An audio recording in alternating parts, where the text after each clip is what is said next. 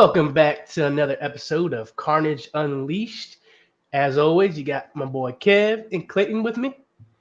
How you guys doing tonight? It's President's Day, but a lot of people at my job way did not take the day off, so we are off and running. I'm ready to be here chatting the wild world of combat sports after a long weekend. How about you, Clayton? I'm in the same boat. I had school today, unfortunately. Communists running BG, I guess, but we're gonna make it work. Ready to jump in. Had a good card last weekend, so ready to jump in and dissect all that. Oh yes, Clayton, where do you want to start at? We got to start at the bottom, right? We got to work our way up to the big stuff.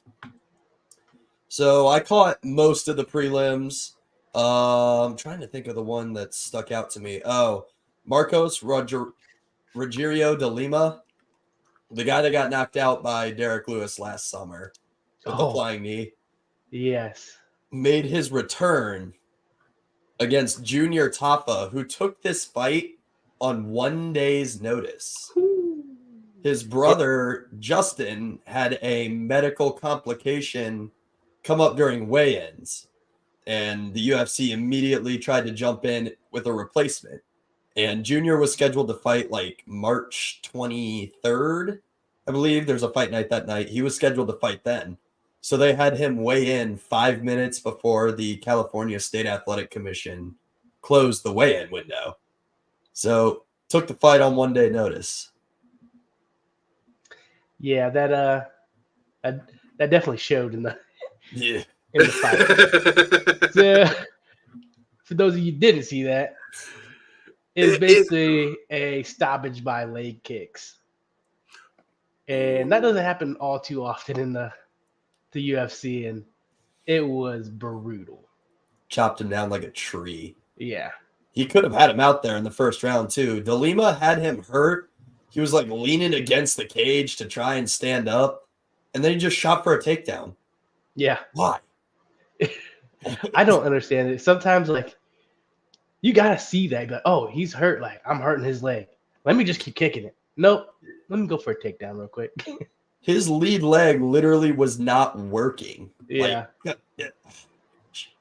There are days where I think I could be a coach, and then a guy will do something like absolutely insane. I'll be like, wow, I have no idea what that was or what I would have done to combat that. So I'll continue being couch coach, couch judge, all of the above. So, but that one stuck out to me just because you don't see a straight up leg kick knockout. Yeah. Often at all. They were brutal. His legs are huge too, so. Yeah. Man, it was like a tree you know how trunk much I to love that. a branch. That's my favorite. I mean, I get overly excited. One of these days when we're doing a Carnage fight series, I hope we get that to the pro ranks where the leg pads come off, because that dude, knockout by leg kick is that's one of my favorites. It's a rarity, but God, those leg kicks, they'll do you some damage. And people are figuring out how to kick calves now. Mm-hmm. Like, that wasn't a thing even 10 years ago, really. Michael Bisping claims he went his entire career, he had over 30 fights in the UFC, claims he went the whole time without ever getting kicked in the calf. But people are figuring out how to do it now, and that showed. That's got to be one of the most painful. I was thinking about is Aldo. Aldo back in like WEC is when I really saw like kicks be a thing, and it was really just Aldo, because I remember him fighting Uriah Faber, and Uriah Faber's leg, and that wasn't even calf kick, that was a thigh kick. Like, his thigh was like 3 times the size of what it regularly is. Let me see if I can find Dustin Poirier's calves after fighting Justin Gaethje for the first time. Oh yeah, Gaethje has some baseball bats of legs. For those of you who don't know, they fought, I believe, in 2018 for the first time. And Justin Gaethje ended up getting knocked out in the 4th round, but he took Dustin Poirier's leg with him. Yeah. Golly. That'll get you. Like you said, Wade, just that's a baseball bat essentially getting swung at your leg. And people think like, oh, that can't hurt that bad. Like, try it once. Not even just try get kicked in your leg one time by someone who knows how to kick. Just half the power. You'll know. Dylan Budka leg kick one time, a quarter power is enough to put a regular guy down. Yeah. Well, we saw just how much, and I know that was all a punching spar session, but we saw Sneeko and Sean Strickland do a little spar, a little light sparring. And yeah, I couldn't even imagine working leg kicks on, well, first of all, a guy who's, 6'3", 120 pounds like Sneeko is, those two leg kicks would have snapped his shin. But yeah, dude, that would be brutal. No, I wouldn't want to take. There's not a single person. There's some folks we call in Indiana that are, no chance, even with the pads on. No way.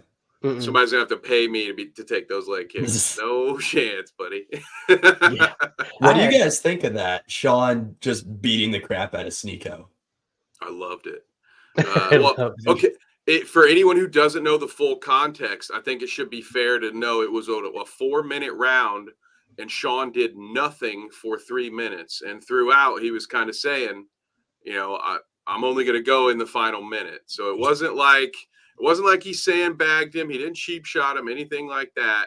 I think after the first couple of punches, he was even chuckling and saying like, "Oh, dude, this was a mistake. If this is how hard you're punching me, you're not ready for when it's my turn."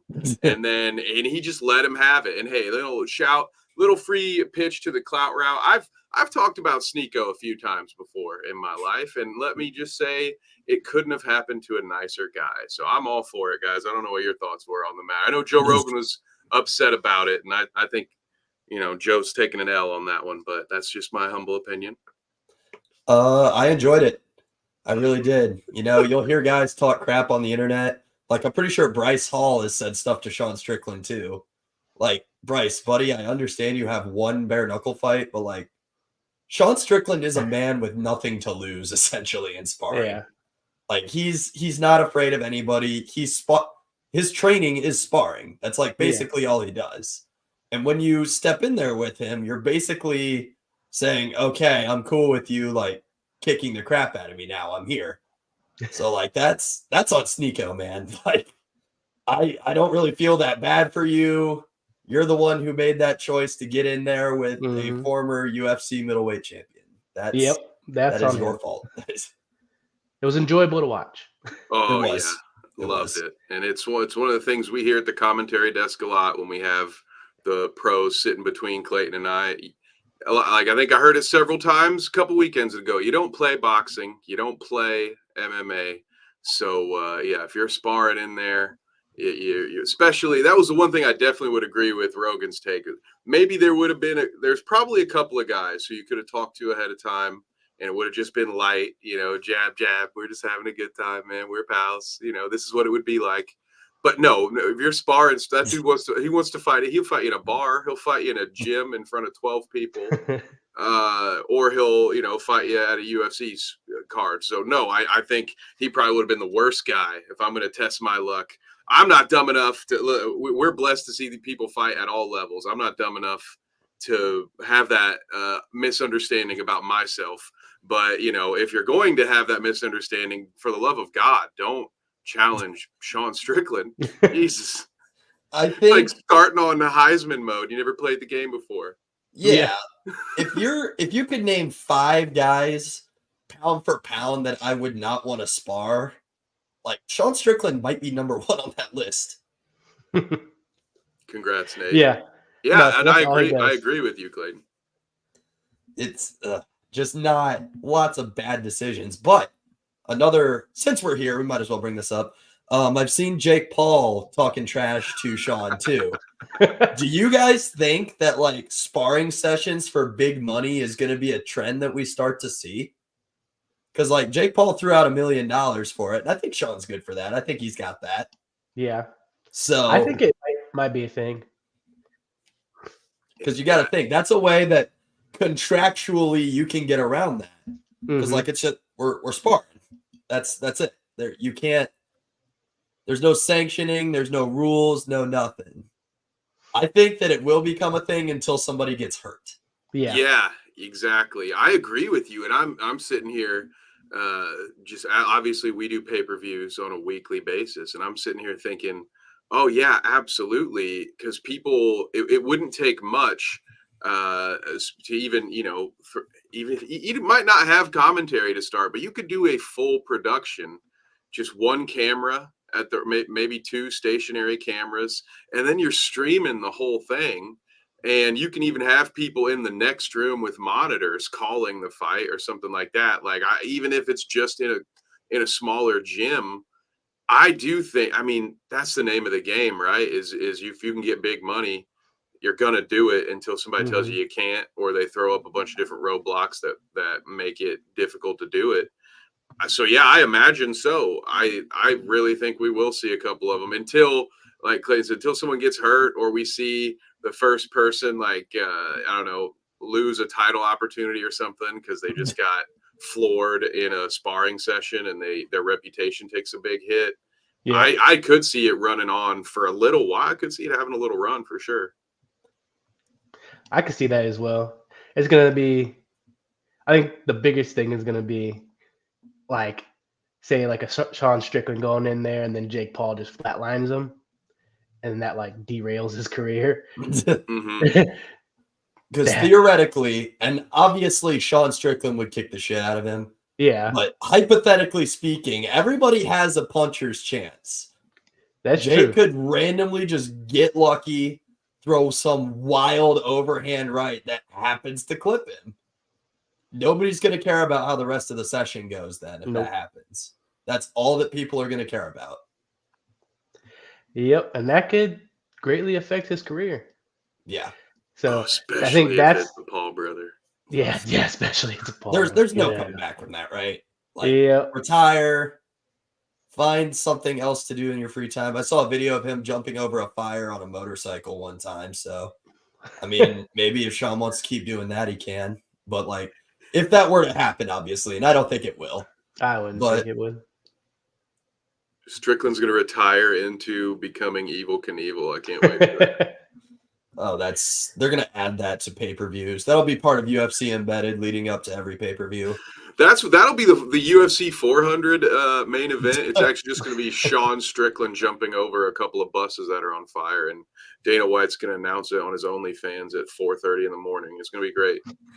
Oh shoot, sorry, damn, I'm sorry, Zach. I'm not supposed to make fun of Dana White anymore, just to be safe. Just to be safe. In case they ever want to hire us. Sorry, boss. You can find me for that one. But circling back to UFC 298, featured prelim, Mackenzie Dern versus Amanda Lemos. Amanda ended up walking away with a UD. That was a great fight, though. I was excited from start to finish. Man, I think Mackenzie Dern needs to take like just 6 months of straight boxing and kickboxing and just hone in on that. Because if she could get her stand-up crisp, she would be super lethal. I think her stand-up is just behind everybody else's, so that's where she just gets demolished. But she's tough as fucking nails. Yeah, she is. She needs to do the Thailand Muay Thai pass. That'd be good for her. Spend 90 days over there and just figure out kickboxing. Because her jiu-jitsu is next level, but it doesn't matter if you can't take her down. Yeah. Yeah, because, man, she got rocked the one time and she fell straight down, but she just found a way to keep going. But kudos to her. She's tough as nails. Yeah. And shout out to Amanda Lemos, too. She's her. She's reminded everybody why she keeps sticking around, for sure. Yeah, going into this fight, I'm like, ooh, that's going to be a tough one for Mackenzie Dern because Amanda Lemos, her stand-up game is top-notch. She's crisp with the technique. She showed it. She did. And moving into the pay-per-view portion of this card, Anthony Hernandez. Before we go there, did you see the China's first light heavyweight in the UFC? Yes, I did. I can't believe I skipped over that. Yes, that one. China's first light heavyweight in the UFC, and he just flatlines. I mean, Brenton. I'm gonna just call him by his first name because I don't know. Yeah, I got nothing either. I'm not. Yeah, no way. Yeah, he flatlined him. That was a wild, like, minute and a half. That was cool to watch, man. Like, Yeah, China has such a rich martial arts history. I'm hoping that someday the UFC will go back there. I don't know if they've been back since Kelvin Gastelum retired Michael Bisping, yeah. but I would love to see them get back there. And like, you throw him on there, obviously Zhang Weili, Song Yadong. You know, Mhm. there's a lot of Chinese talent. Depending on who you ask, you know, Israel Adesanya could fall on that list. Yeah. You know, so just had to throw that out there. Had to throw it out there.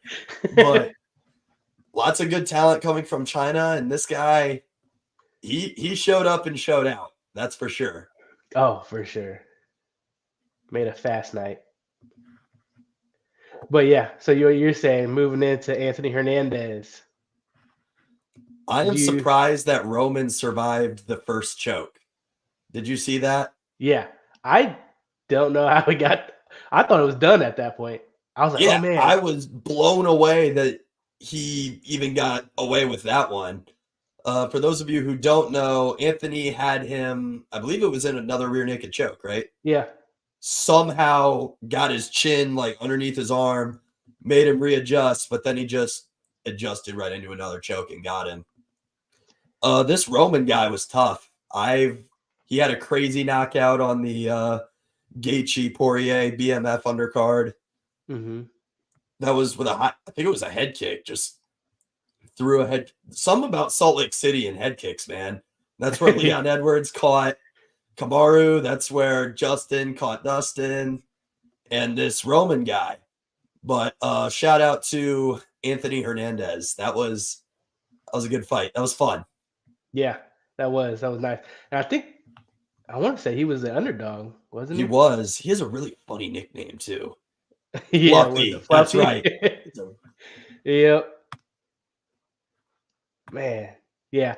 But going into Marab versus Henry Cejudo, Henry looked good in the first round, and I thought he could pull that off. But then you saw his age come into factor because he just gassed so hard from the first to the second to the And third. Marab lived up to his nickname too. Like they call the guy the Machine. He was just constantly in his face. He picked him up at one point, taking him down. Like I would Yeah. almost argue that Marab's MMA wrestling might be some of the best that we've ever seen, period. Yeah. To pick up a Olympic champion, former two division champion, up and walking wherever he wanted to take him down on a double leg. Yeah, you got some high level wrestling there. I think that Marab is definitely next in the bantamweight title picture.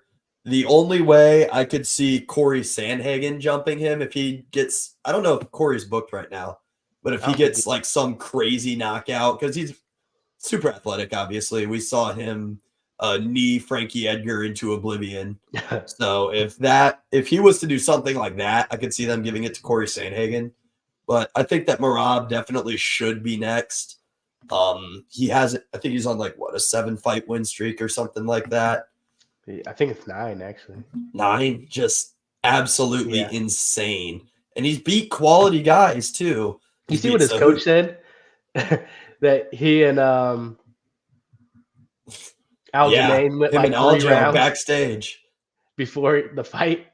Ray He went Longo 3 said that 5-minute rounds with Aljo before going and doing an actual 3 5-minute fight.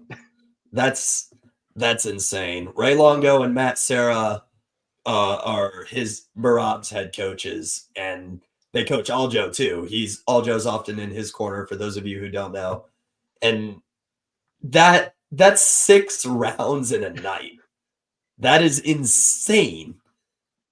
Like Lives what? up to that name, the Machine, because what? Oh, goodness.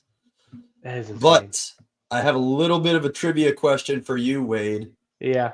Who was the last man to beat Merab the Machine Duvashili?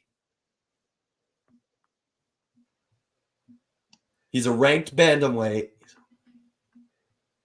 Yeah. Ranked bantamweight. Man, it's been so long, I don't even know. He's got a mullet. Got a mullet. Why can't I think of it? Nope, you got me. Ricky Simone. Ricky Simone. That was the last guy to beat Merab, and he beat him in 2018. Wow. Submitted him. No wonder I don't remember. That's so long ago. Yeah. In that time, he's beaten Marlon Moraes, former title challenger, Jose Aldo, one of the best 145ers ever, Piotr Jan, took him down 11 times and shot 49 takedowns. Like, nobody does that. And now Triple C. So it's not like he's fighting tomato cans and went and padding his record. He is beating former champions and dominating them. Yeah. I would love to see him and Sean. I really would. I would. I think that Sean, spoiler alert here, ladies and gentlemen, Sean is not going to have any problems with Cheeto. He's not. So. They gave him this fight because they want to build Sean up. He can make them money. He relates to all of the gen whatever. Yep. And they like him. And they can market this is his only loss. Yeah. They can market it because it's the only loss and it's a questionable loss and blah blah blah. So I think Sean works Vito. But yeah.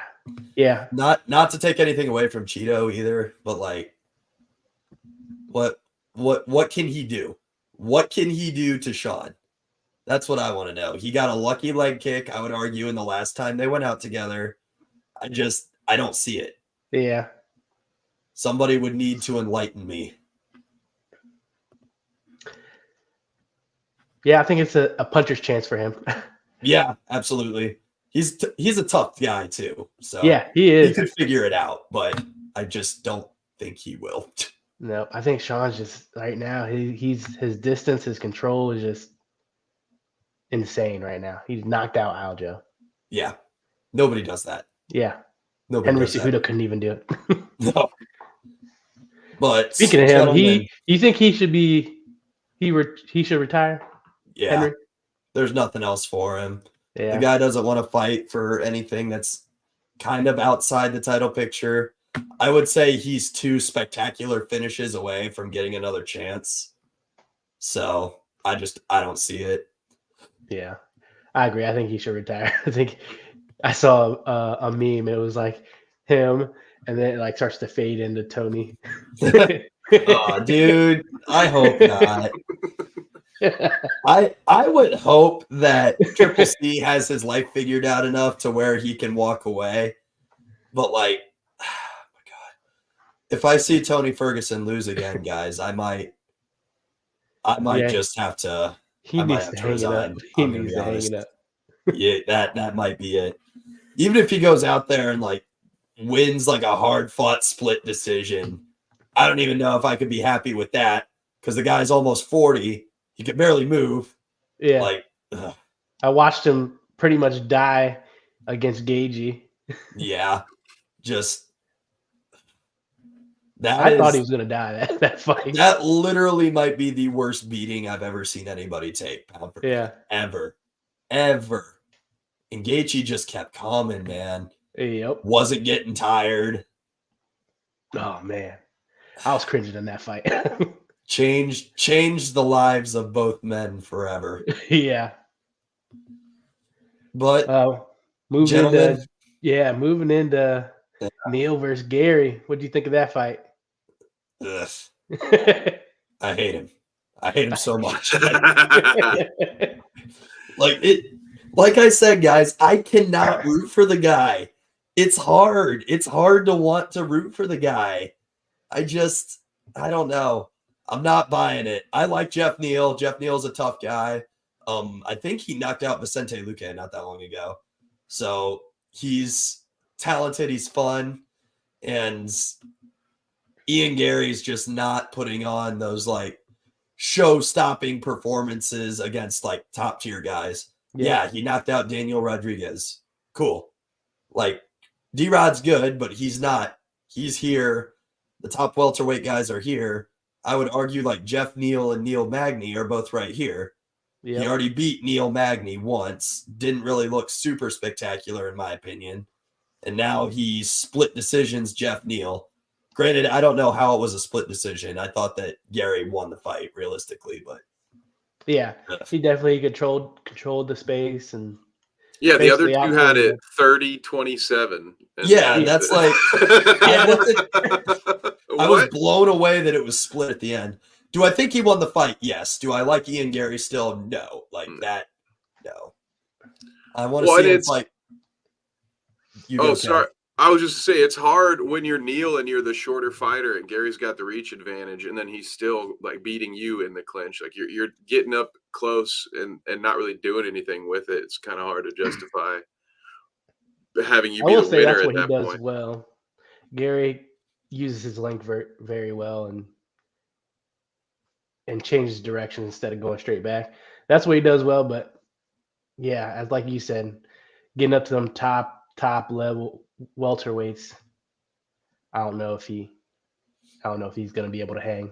There is only one fight that Ian Machado Gary can take now, gentlemen. There's only one. There's only one guy on the roster I'm interested in seeing him fight. John Jones. No, I'm just kidding. I didn't see that one coming. Colby Covington. Yeah, I think that Colby is still an elite fighter. I think that if Gary can beat Covington, you have them headline a fight night. That's how you do that. You have them headline a fight night in like July. Because that'll give Gary enough time to like recuperate, relax, heal up any bumps and bruises, and give Colby's foot some time to heal too. You have them headline a fight night. Winner stays in the title picture and loser takes a step back. Plus that presser. Like, or you have that like co-main a pay-per-view because you got to have them at a press conference, right? Yeah, for sure. They're gonna sell. Well, that was actually going to be my question for you guys, though. I would be worried about Gary? Was he maybe going to no-show that presser too? Because I hear this one pitched as two of, if not the two biggest trash talkers in that division. And I kind of waver on that. There was a time not that long ago where I'd be like, oh yeah, Gary, he's a big shit talker. But now it's kind of like, now my thoughts are he's a guy who runs from an opportunity where other people are going to get to shit talk him. So is he really going to be up for that part of the challenge? I don't doubt that he'd be willing to fight him, but is he going to be willing to do the press? Because that's what makes this a big fight, is the two of them shit talking each other, pardon my French, for the weeks leading up to the fight. That's why I think so many people would want to see it. Like you guys were just saying, there has to be a press conference for this one. This one would almost have like not quite a WWE feel, but every once in a while, like the press conferences are more exciting than like the big, like the buildup might be more entertaining than the actual fight, depending on how everybody gets healed up and all that. But I am worried that Gary won't do it for that reason, because he I know, because the clip I saw him in the press conference, this one, he was like fighting back tears because everybody's pretty much just shit talking him. Baby. Yeah, that guy's not gonna last prepping for Covington. Come on. No, Colby's gonna go after him. I hope that they throw Sean Strickland on that card just to mess with him too. Like, oh my gosh. Ian Gary is a great fighter. Obviously, you don't get to 14-0 for no reason, but like, make me like you. That is my challenge to Ian Gary. Make me like you. Gosh. Skill level impossible. Yeah, seriously. I think it threw up in my mouth a little bit just saying that. Moving into my personal fight of the night, Bobby Knuckles, Paulo Costa. Great fight both ways. I really Yeah. enjoyed it. Paulo Costa looked a hell of a lot better than what. Yeah, He 100%. was fast. His jab was fast. Threw that gnarly spinning kick that caught. I thought Rob was done there, dude. So did Caught I. him like that, like right on his face, put him down, but Bob survived. Yeah, he got lucky. It was at the end of that round because Yeah, that was perfect. somehow grinded out a UD. Yeah. This fight kept Robert Whittaker's career alive, in my opinion. I agree. Because he's already lost to DDP. He's lost to Izzy. Now, gentlemen, I have opponents for both guys. We'll start with the loser. Paulo Costa needs to fight Khamzat Chimaev. Yes. Needs to happen. They were scheduled to fight originally. Costa had to back out, and that's when Usman stepped up. You do Paulo Costa versus Khamzat, and then, gentlemen, you do Sean Strickland, Bobby Knuckles. That is the only fight in my mind that makes sense. You do Sean Strickland and Bobby Knuckles. Yeah. And then the winner goes for the title. Yep, 100%. Sign me up. Because we all know what the next middleweight championship bout is. It's going to happen in Cape Town, South Africa. Oh Oh my gosh. My bad, team. My bad. Still getting over a little sickness. Ugh. Whew. Anyway, but yeah, I think it has to be Izzy, right? Yeah, it has to Right. be. It's got to be. Coming off a loss or not, like that's going to make them so much money to go over there and do that. Like, there's no reason for them to not do that. Yeah. He's been such a dominant champion. He lost without getting a rematch. Yep. You give him one more shot to get his title back. Yep. And then if not, you got to make him work for it.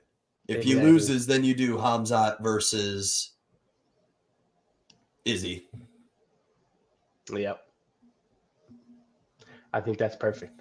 Yep. I'm with you. I don't know. Middleweight is such a fun division right now because there's like 6 guys at the top that could be champ. Oh, realistically. Because we're forgetting about Jared Cannonier. He hasn't fought in a while.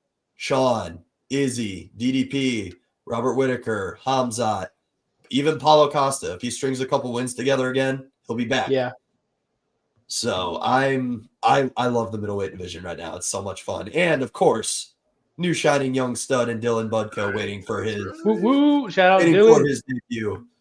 We are impatiently awaiting the news, Dylan. We are. Oh, We're yeah. waiting. Oh yeah, I'm ready to I block. hear it's those coming days. soon. I hear it's coming soon. What were you saying, Kev? So I'm ready to mark those days off on my work calendar. Yep, Sorry. that press conference, like you've said before, Kev, that's turning into a meeting on my calendar. Nobody call me. I'm busy. Yep. Absolutely. And honestly, that'll be one.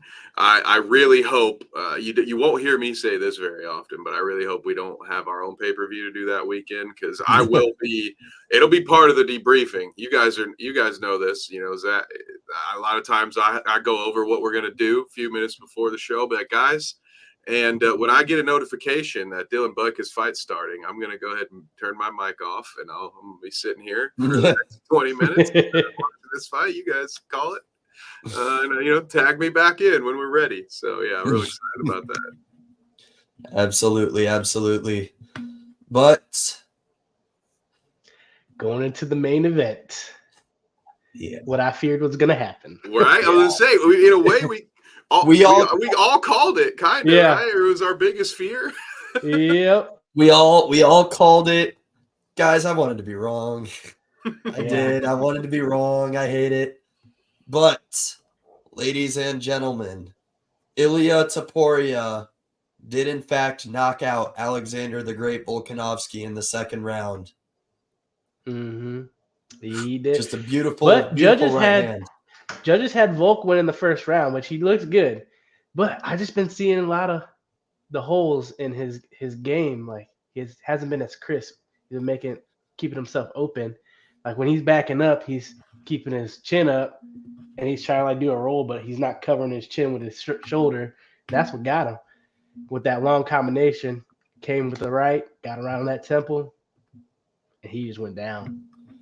You know who did the exact same thing, that exact same move to him and knocked him down? Didn't finish him, but knocked him down. Chad Mendez. Yeah, he was the only person to knock him down. Chad Mendez did literally the exact same thing. Knocked him down, and Volk got up and recovered, but did not get up from Ilya. And that's you gotta respect Topuria though. That guy talked loads of shit for multiple months, made a movie. Yes. That he made a documentary. He made a documentary. Rise. He filmed a documentary all the way up to this fight, and then he put on like his social media he was already champion and everything, just so when he won the belt he could finish the documentary. It hurts. Why? It hurts. There's nothing else I can say. It hurts. Yeah. There's betting on yourself, and then there's going all in. Yeah. Look, kind of gotta love it, you know. I hate it and love it at the same time. I got a lot of emotions going on right now. You and I are picking poisons from the same vine, Kev. But in a way, gentlemen, this resets featherweight, right? Yeah. It has to. Volk, the UFC will give him the rematch if he wants it and he deserves it. I think he should take some time to recover. I think he needs to take at least a solid 6 months, recover. He's up there. He's what, 37? 35. I think he's 35. 35, yeah. So getting knocked out, your brain needs time to heal. And for those lighter guys, like mid-30s is when we start to see them fade.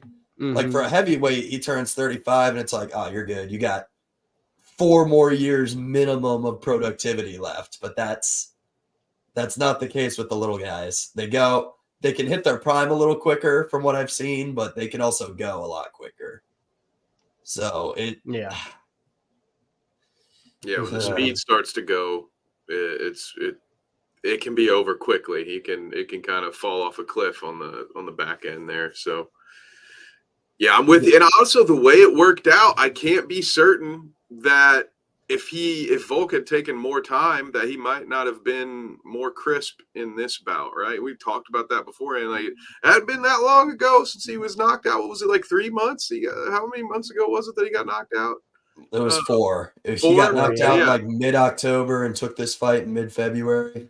So yeah, it's just like I don't know. I don't want to. Don't want to make excuses or anything, but yeah, I would definitely like to see him.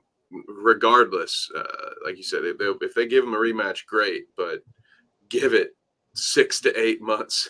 You know, like please take some time. Please, you don't have as many of these left, so you really want to be able to give it 100%. But you know what could happen though? Our boy Max Holloway could be back in there. If he beats Justin Gaethje by some miracle of God, like some divine intervention, if Max Holloway can figure out a way to beat Justin, immediate title shot. Yeah. Immediate. I would argue he should leapfrog Volk if he can beat Justin Gaethje. Right? I don't care if it's up a weight class. Yo, for sure. A caliber fighter like Justin Gaethje and you go and beat him. Especially if he somehow knocks him out. Can you imagine that? That's it's beautiful. It's beautiful. I'm picturing it right now. It's beautiful. Let's manifest that. Featherweight's such a mess right now. Since Ilya's the champ now, in my mind, there's no immediate. Let me pull up the standings real quick. There's no immediate guy right there, I guess. You know what I mean? Solely because of how Volk has been looking. So featherweight. Okay, so we got the UFC website still has Volk as champ too. Damn. Dang. We got unupdated, of course. Alexander Volkanovski would be at number 1 right now, which would put Max Holloway at 2, Yair Rodriguez at 3, Brian Ortega at 4, which that doesn't make any sense to me. Brian Ortega hasn't fought in forever, but that's a story for another day. Yeah. Movsar Evloev, don't know too much about him. Arnold Allen, Josh Emmett, Calvin Cater, Bryce Mitchell, Dan Ige up there, Edson Barbosa. You know, there's a lot of quality names, but like nobody jumps out to me as that like immediate title shot. You know what I mean? Yep. So it's, yeah, featherweight is kind of a mess right now in my mind. Normally it wouldn't be if Volk hadn't gotten, you know, knocked out in devastating fashion in his last 2 fights. But yeah, man, you just got to think like, what does that do to your mental? Back-to-back knockouts. guys, I'm going to say it. I'm going to say it.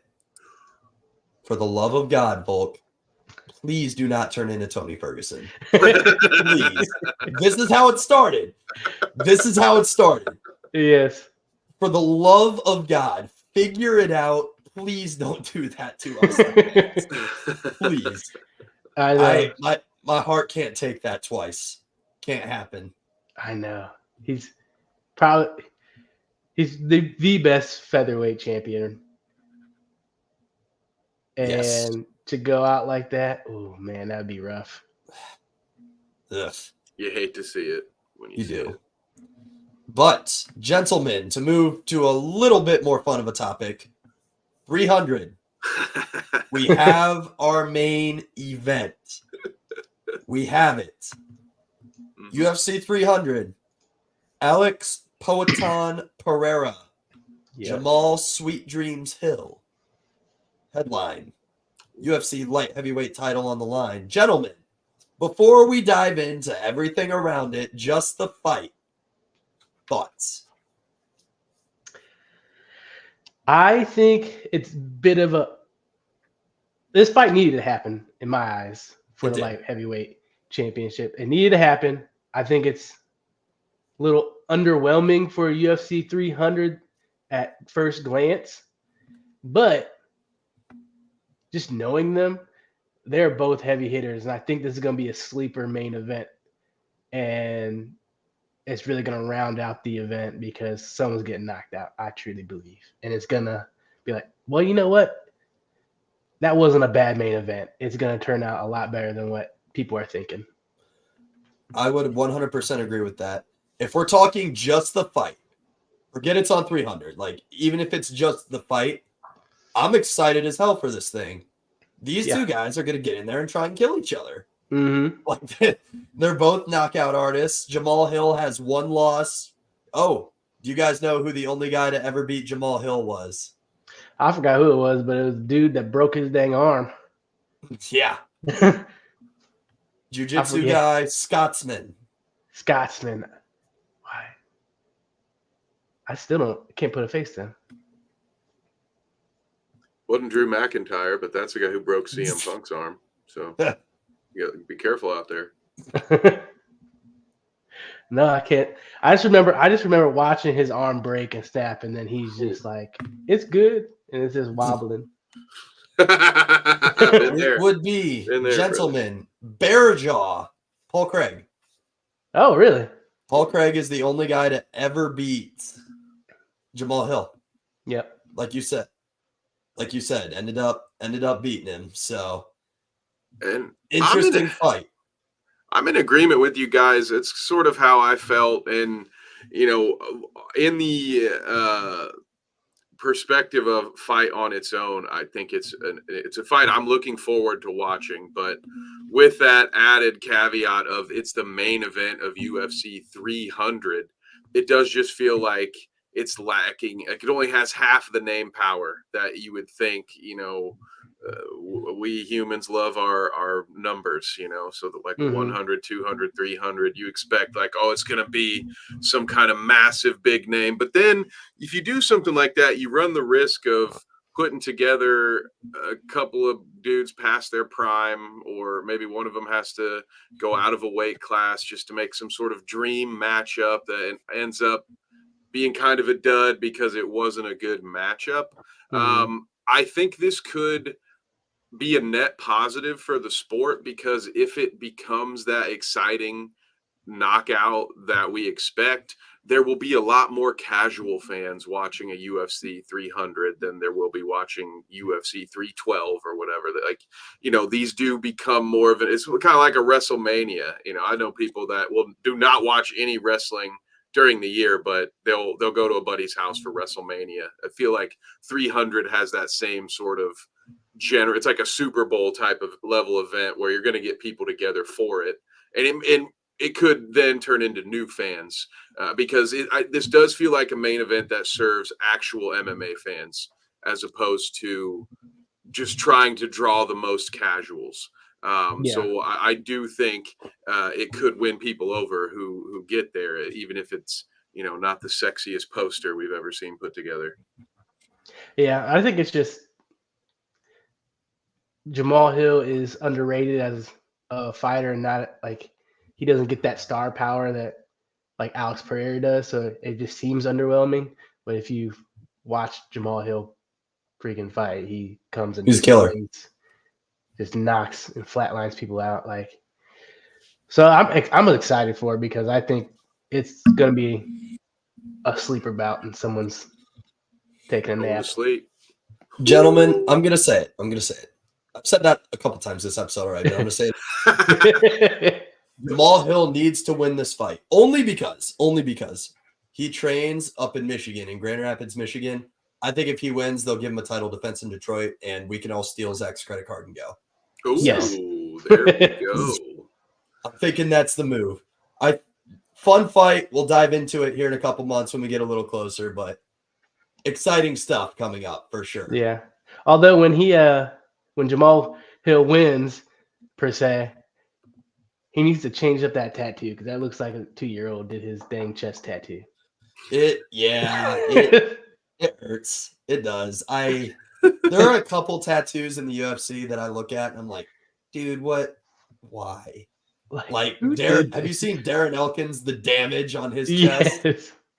Oh my gosh. Like, ugh. I still to this day, the dumbest one to me of all time is Brock Lesnar's little pirate sword with the brass knuckles running up his. I was like, dude, that's the only thing that could have made you look less of a badass.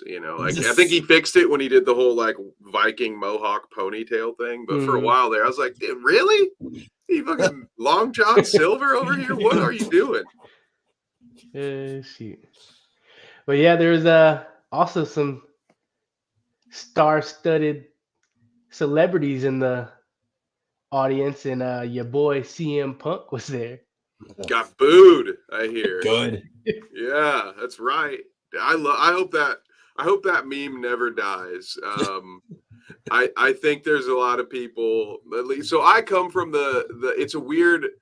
There's two perspectives about it, and on the one hand, I respect him for doing that at that age, for going through the work. I don't know how much of it was kind of a gimmick, because I know they did have cameras there all the time. So he might have just been grabbing a broom and cleaning up after practice because they were filming a documentary about it. I don't know if he really was that much of a nice guy while he was there, but he tried his hardest. However, you can't deny the fact that he took a spot away from someone who probably earned it. And there was nothing that he had ever done in that sport to earn a UFC spot. So yeah, I think he's earned the boos, but hey, you know what? He gets them all the time in wrestling anyway. So I'm sure he's well adjusted. Yeah, unlike Ian Gary, he knows how to deal with hate. Yeah, some people are totally fine. Like, say whatever you want about me while I sell T-shirts and make money. Exactly. Some people have that side to them, and some don't. I guess I don't know. You would think, though, if you're going to build a brand off of talking shit, you would think that part of what you would get back in return would be shit talk in your own direction, sort of. Yeah. You can't dish it out. If you can't take it, don't dish it out. Just stuff we learned in grade school, at recess during roast battles, just classic stuff. Guys, I have a question for you regarding the UFC 300 announcement, which luckily for me, I was still up So I saw it. I didn't share it in our Discord because I don't know what your guys' notification settings are, and I didn't want to be that dude sending links at 1:40 in the morning. But we talked about this in previous weeks, how the fact that they hadn't named anything yet by the Super Bowl might have been a bit of an issue. They were a little low on time, so I will concede that point, right? They didn't have a lot of time to work with, but am I wrong in thinking that despite it's being, yeah, you just finished the main event, okay, so maybe there's a lot of people still watching. 1:30 in the morning feels like a terrible time to announce the main event of what is to date the biggest pay-per-view in your company's history, right? Like 300 is a pretty big deal. So I don't know. Am I wrong there? No. Just, I don't know. Like we kind of said, this is a great fight. Granted, like, not bashing it at all. But like, the expectation was that we were all going to be like, oh my God, this is the greatest thing of all time. And like, nobody's feeling that. Like, you know what I mean? Yeah. And like I said, that's not to take away from the quality of this fight, but I saw Brendan Schaub said on his podcast this week, like, I was expecting to be blown away. I just was not blown away. And like, I don't know. I feel like there was a better way that they could have done it. I don't know what that better way could have been, but like, I don't know. Disappointed, not really, but like maybe just wanting a little bit more, I guess. I don't know. Very confusing situation. The marketing has been weird. It has. Yes. It's just been weird for this.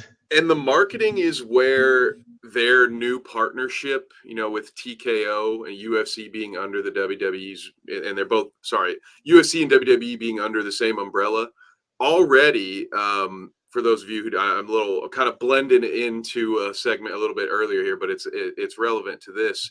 WWE has started to take on real sport presentations. Like they now have cameramen out there when the wrestlers are walking into the arena, just like they would in the UFC or in the NBA. They've started to take some of that realism. I think where the UFC can get some help would be from the WWE does hype videos better than anyone I've ever seen. No one in 90 seconds can pitch a fight like the WWE can with all of their editors, and this is a wealthy company. They got all the licensing money they need for any music that they would want. I think when you have a guy like Hill, where it's just sort of his work does speak for itself, people just haven't seen it. Maybe you get a great song together, you do some flashy editing, and then you release it like it's a damn movie trailer, because we were all sitting here and waiting for this. People would have gone to that thing. They would have watched it. You could have started with Pereira as part one, or Poirier, and then built Hill up throughout. I don't know. There's ways you could have done it with a little more pizzazz than just having, Dana White in the middle of the night just talking about it in some hallway on his phone. It's just like, you guys, one piece of your company just sold for $5 billion to Netflix, and you're promoting your biggest pay-per-view on a damn cell phone. It feels like there should be a lot more people in places to make sure bad ideas like that don't make it to the floor, but what do I know? Yeah, I agree. Yeah, it's just wild. However, Kev, we have discussed one half of the TKO banner. I do think it's time for the second half. Ooh, that is right, folks. Thank you, Clayton. It is the Wrestling Minute, and it's going to be another easy one for you guys because The Rock came back on Friday. He is full on heel Rock again, Wade. So if you are nostalgic for the sunglass wearing, silk shirt wearing, telling the crowd he's going to slap the herpes off their mouth, if you missed that Rock, that's the guy who's back now. Okay. So there has been some very interesting stuff. He was there on Friday with his now cousin Roman Reigns. cut a nice promo, but it was very interesting. He was talking his trash about Cody Rhodes, who will now be fighting Roman Reigns in the main event at WrestleMania this year. But in what could be a little bit of foreshadowing, as he was talking to Cody when he said, "You will lose," he actually points at Roman Reigns, and he said something along the lines of, "Cody, your story is ending, but ours is just beginning." So now people are speculating that The Rock might actually hang out in wrestling for a full year and be in the main event picture at WrestleMania 41. So I guess I'll probably just start with you, Wade. Does this pique your interest? Would this get you to at least check the WWE's YouTube account a couple of times a month to see what storylines are going on? Yes, actually.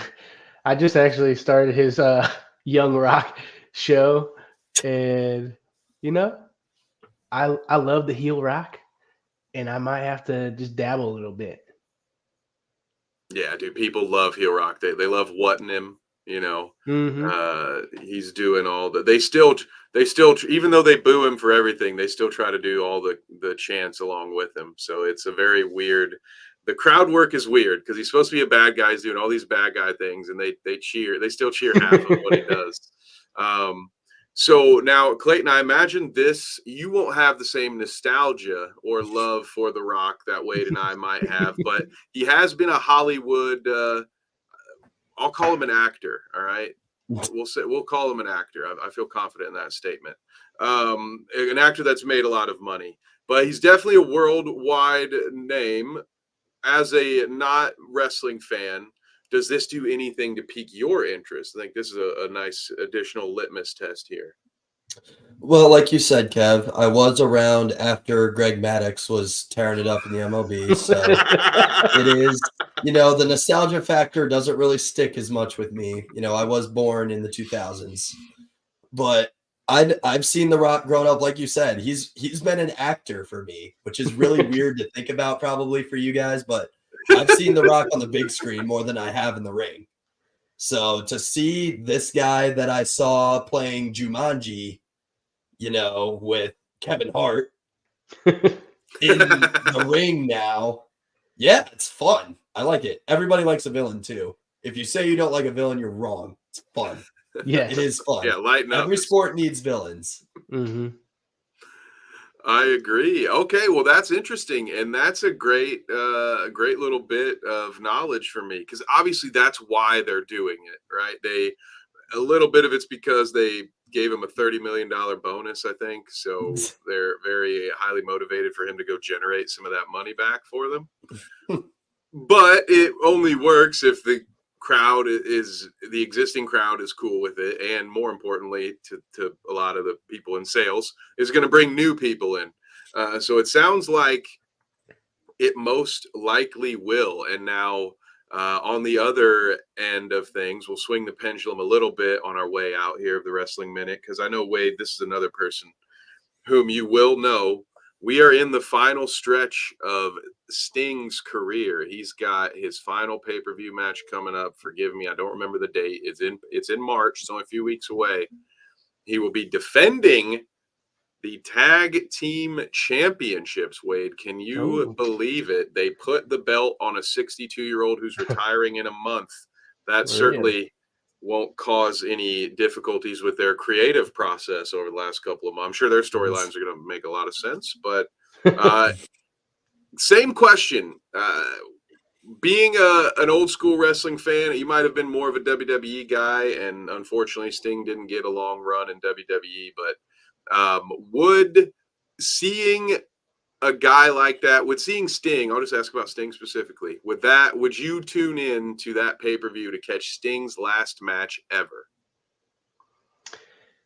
It doesn't have as much pull for me as The Rock, but knowing it's his last match, I would probably tune in just to say that I got to see a part of history go out.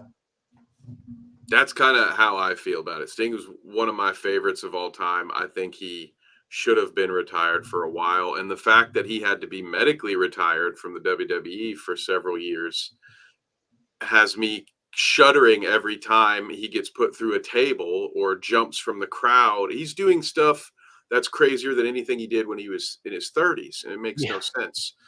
So on one hand, I'm glad he is retiring. I don't mind them giving him a belt because it's just like, I don't know. I'm a homer for the guy. It's kind of like that bad Suicide Squad movie, and I was like, well, Batman's in it. I guess I'll watch it. Sometimes you just like, I like a thing. I'm willing to deal with mediocrity just to say farewell.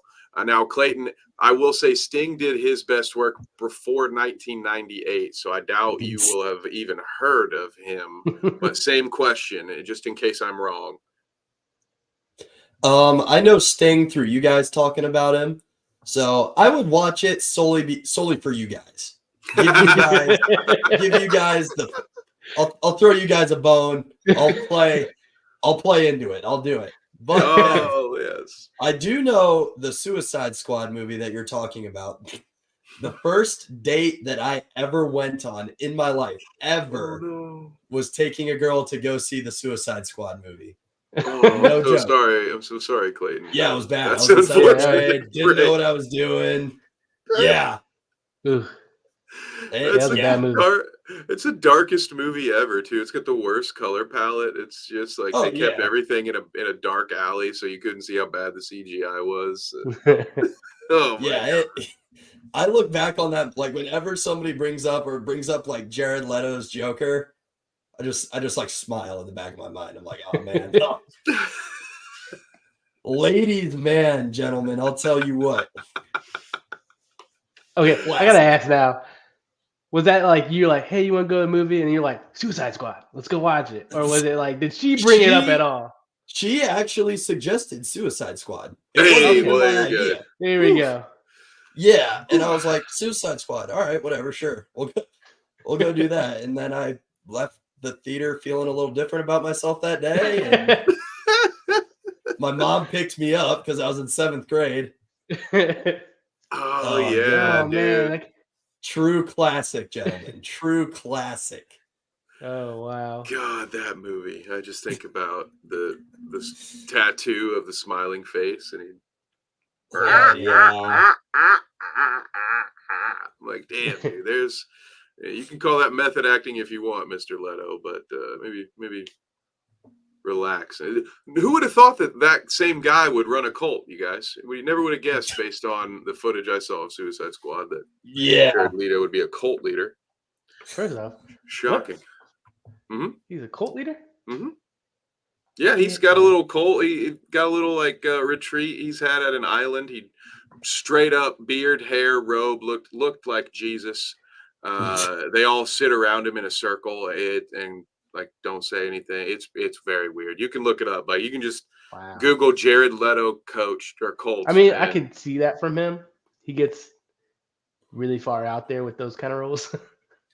He was sending 100% dead rats to them when he was like when they're filming that, and he was younger. He was sending dead rats to pigs' heads. Yeah, and used condoms, by the way, not to forget, which in some states I think might literally be considered SA. You know, hopefully he was just putting some load. Hopefully that was prop. You know, hopefully they were prop condoms. That's what we're going with. Still, bro, what's wrong with you? But. Gentlemen, I think that about wraps us up. I think so. Wade, we'll start with you this week. Where can the people find you? People can find me at Carnage Media PPV on all socials. As always, if you want to stay in tune and watch the coverage of fights that we do, head over to our YouTube page. As well as if you want to know what's going on in the world of Carnage Media, go to our Facebook page. Our Discord, we got Twitter, not as active, but you'll be able to find all your info that you need on our socials, Carnage Media PPV. Kev, what about you? Where can the people find Kev Nevick? Yes, sir. Thank you. Well, here very soon on potentially this channel and definitely on the Clout Route, you can get my 4-minute full commentary on the Sean Strickland Sneeko fight. I am going to be Clayton. I'm going to be giving it the old Carnage Media treatment. So I'm going to do my best to call it for real. And I think it's going to be a lot of fun. So make sure you're subscribed over there as well. You can also find me on bitesizesports.com, baby. That's right. The best little big brand out there has our own little website now. So we've got gambling articles coming in. Our boy Trevor has some kind of system where he's been betting the over-unders in NCAA college games. So he's been sharing that with us for free in our Discord over at Bite Size Sports Discord.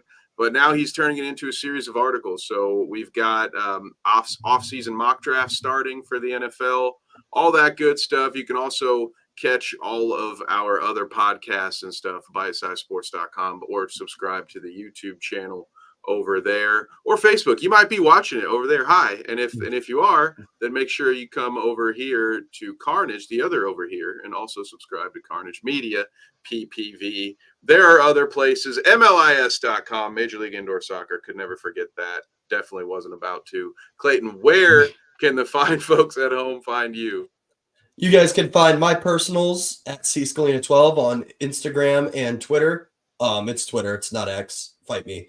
And you can find my personal podcast with some of my buddies at Hot Take Sports 16 on all of our social medias. Make sure to check us out. Get you. And I guess that does it, gentlemen. One last time, thank you all for tuning in. We appreciate you very much, and we will send you home with a little word from one of our sponsors. See you next time. Adios. Sports. Are you looking for an energy boost without the jitters? Let our friends at Dubby Energy help you with their fantastic selection of flavors.